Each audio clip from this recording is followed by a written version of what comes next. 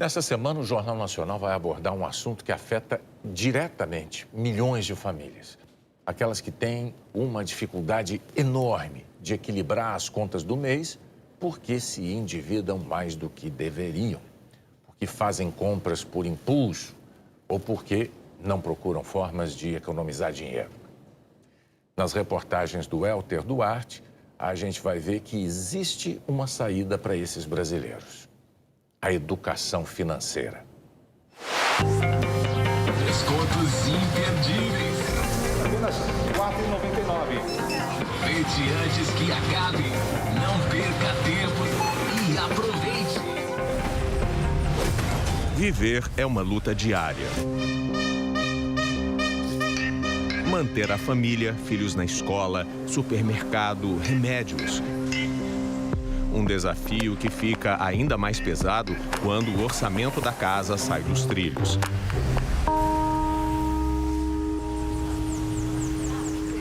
A vida dos irmãos Fabiola e Fabrício não tá fácil.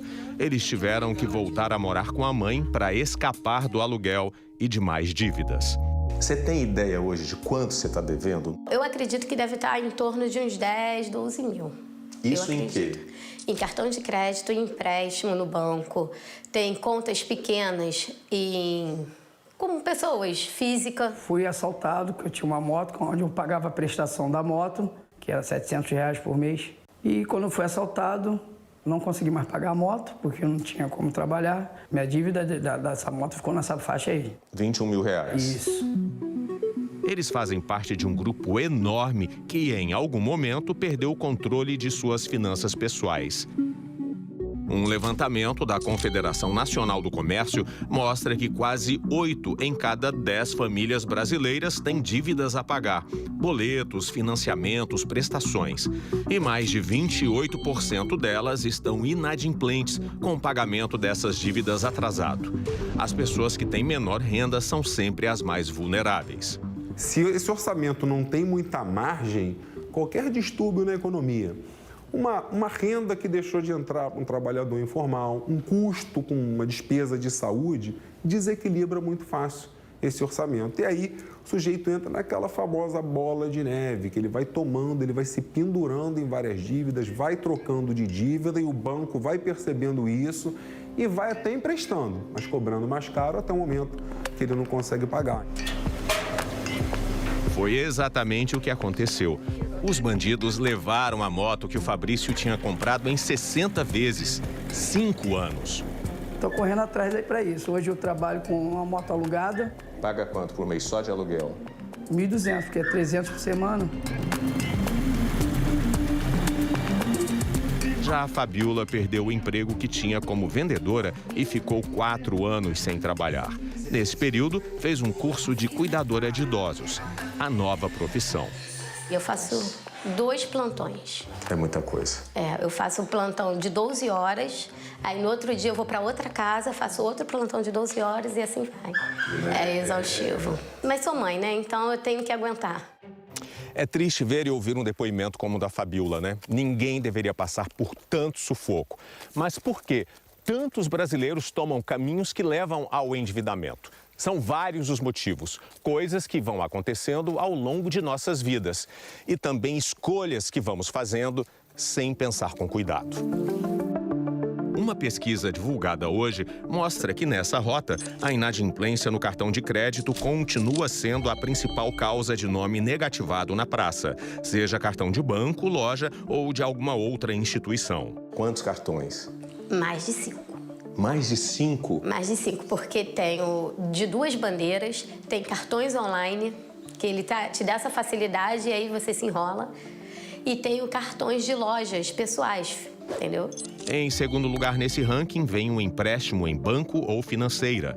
O próximo, crediário, o famoso carnê de loja. Em quarto lugar, o cheque especial. Descontos imperdíveis. A pesquisa feita em todo o país revela um padrão de comportamento em mais de metade dos devedores. O impulso é um grande vilão. A gente percebe pelos dados da pesquisa que o brasileiro ele tem essa necessidade da autorrecompensa emocional, acaba comprando para se satisfazer diante de algum momento adverso e por isso acaba gastando mais do que pode. O meu problema hoje é cartão de crédito. Eu acho que é o meu calcanhar de Aquiles ali. Que hoje eu tô morando com meu namorado, então entra naquele ponto de ter que mobiliar a casa. Então a gente começa a querer comprar várias coisas e isso acaba a forma que a gente tem o cartão de crédito, né? O Wendel não está inadimplente, mas ele vem parcelando a fatura com juros altos cobrados pelo cartão. Eu faço essas simulações e vejo qual vai ser o melhor cenário para eu conseguir administrar. Da mesma forma que o consumidor pesquisa um preço no comércio, às vésperas do Natal, preço de um serviço, ele busca a concorrência para pagar menos, um consumidor mais instruído financeiramente iria pesquisar melhor o preço do dinheiro, que é a taxa de juros. Ele entender que, às vezes, 0,5% numa taxa faz muita diferença se esse empréstimo for longo. O Banco Central faz um levantamento dos juros cobrados no país. Veja a disparidade.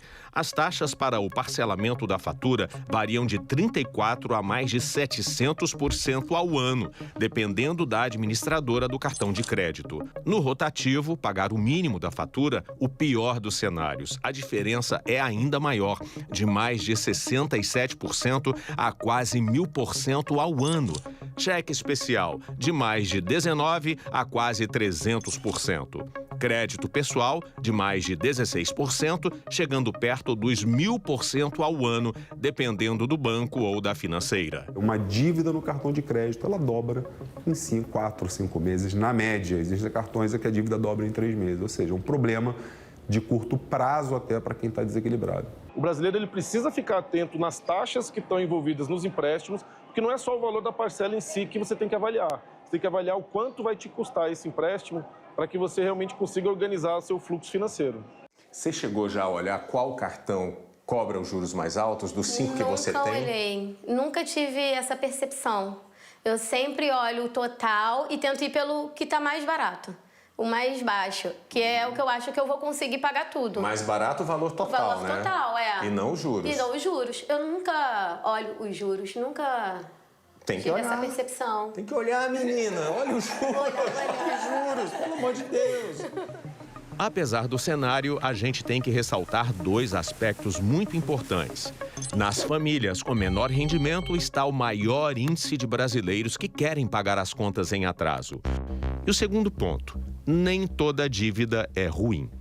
Alguns produtos, alguns bens, eles só são adquiridos mediante endividamento. Quem no Brasil pode comprar um eletrodoméstico, um automóvel ou um imóvel sem recorrer ao endividamento? O que é ruim é a dívida desequilibrada, é a dívida não sincronizada com o orçamento. Aí isso sim cria um problema chamado inadimplência. Isso é ruim, até para a própria economia. O impacto acaba sendo um impacto muito mais do que apenas financeiro. A gente tem um impacto social e emocional muito grande nessa inadimplência. Na reportagem de amanhã, você vai ver caminhos e dicas simples que têm ajudado muita gente a sair das dívidas. Depois de anos no vermelho, a Sandra já está com quase tudo resolvido. E como conseguir ajuda de graça.